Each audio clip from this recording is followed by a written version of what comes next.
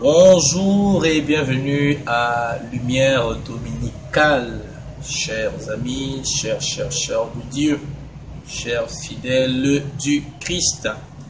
Nous voici rendus au 32e dimanche du temps ordinaire A, dimanche au cours duquel l'Église propose qu'on fasse mémoire de Saint Christian, un martyr du XIe siècle.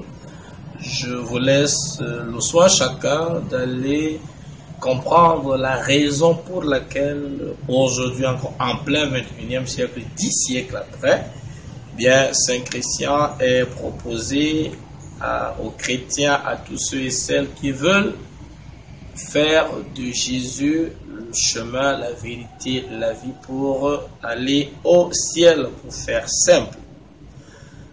Nous serons nourris où nous mangerons, n'est-ce pas?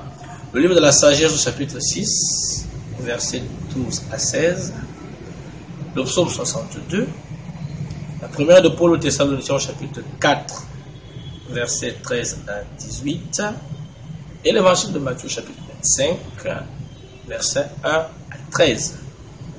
Pour ceux qui sont habitués des Saintes Écritures, à partir de Matthieu 25, nous commençons à tendre vers la fin, il y a toute une ambiance qui est particulière.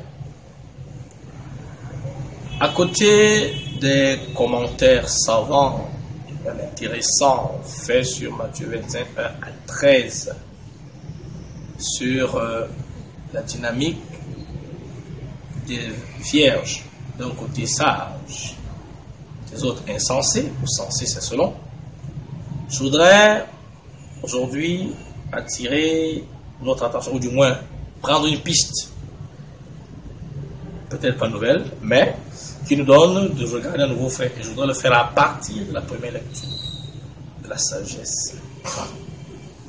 Oui, nous avons ce dimanche un très bel éloge de la sagesse, où l'auteur présente les qualités de la sagesse. Vous avez remarqué que d'un côté, on peut parler d'une personne comme d'un acquis. Mais la perspective finale, c'est que la sagesse est une personne. Aussi, retenons que la sagesse est un autre nom de Dieu.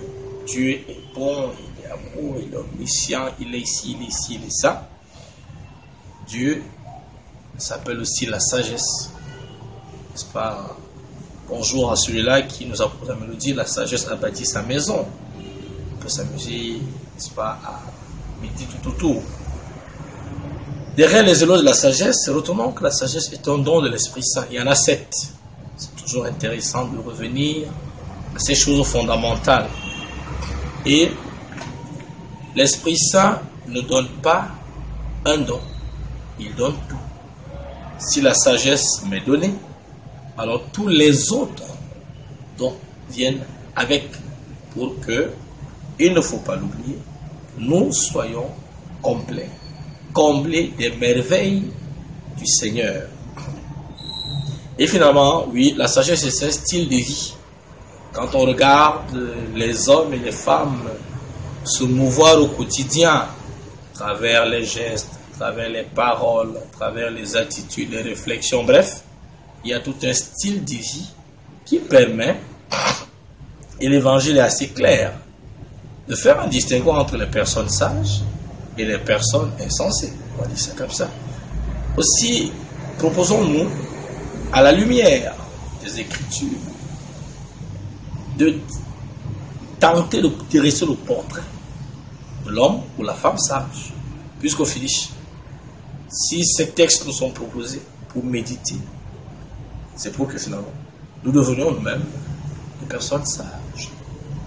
Alors, la personne sage ou le sage est cette personne qui a déjà premièrement vaincu la peur. On peut retrouver cette idée dans la deuxième lecture, justement, l'épître de Paul aux Thessaloniciens. J'ai vaincu la peur. Jésus disait déjà, gardez courage, j'ai vaincu le monde, j'ai vaincu Satan.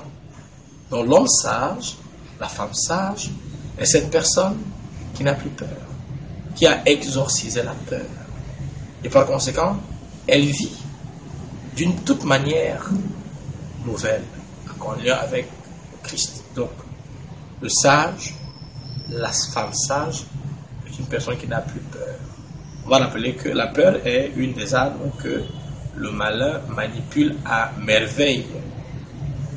Deuxième piste ou qualité de l'homme, la femme sage, la personne sage écoute beaucoup et parle peu.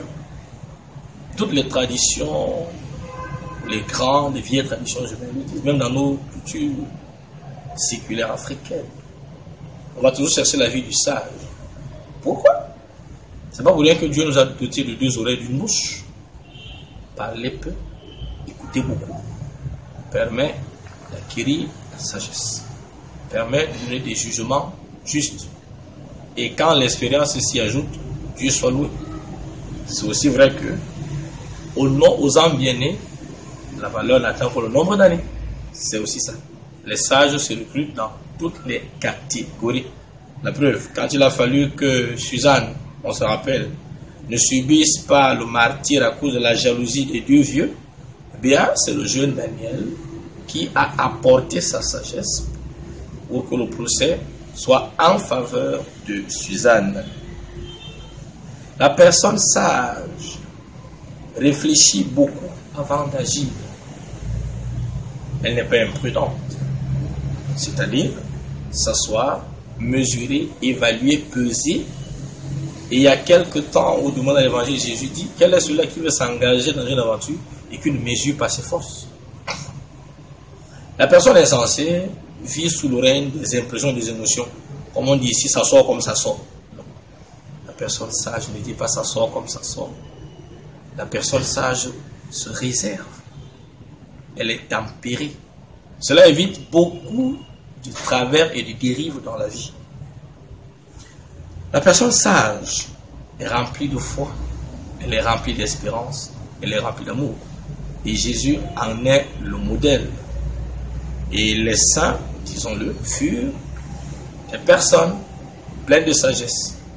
Leur vie, leur biographie, en sont assez révélateurs. La personne sage est vigilante, elle est prudente, comme dans l'évangile.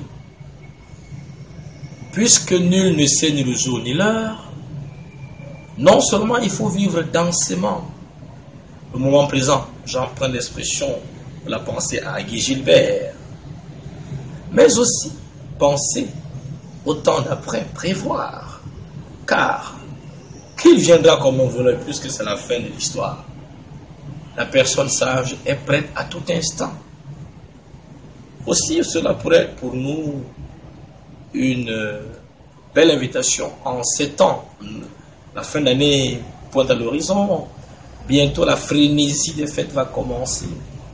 Vigilance et prudence. Prudence, car tout excès nuit. Vigilance, car l'heure est à cela. Le Christ va revenir et nous sommes prévenus. La personne sage, finalement, est celle-là qui est en recherche permanente du Seigneur. Car, oui, comme Paul encore l'a écrit, nous ne savons pas prier. Jésus le disait en Jean 15, verset 5, sans lui, on ne peut rien faire. Lui qui est la sagesse, lui qui nous donne la sagesse. Oui, nous avons besoin de cette sagesse pour que nos familles, nos ménages, nos écoles, nos communautés, nos paroisses, que nos groupes soient des groupes ou des écoles de sagesse, où l'on apprenne des valeurs autant humaines qu'évangéliques. La finalité, c'est la gloire de Dieu, notre propre sanctification et le salut des âmes. Cher ami, désires-tu la sagesse? Aspires-tu à une vie sage? C'est mon souhait pour toi, car il est mon souhait pour moi-même. Que Dieu le bénisse et cette semaine à tous.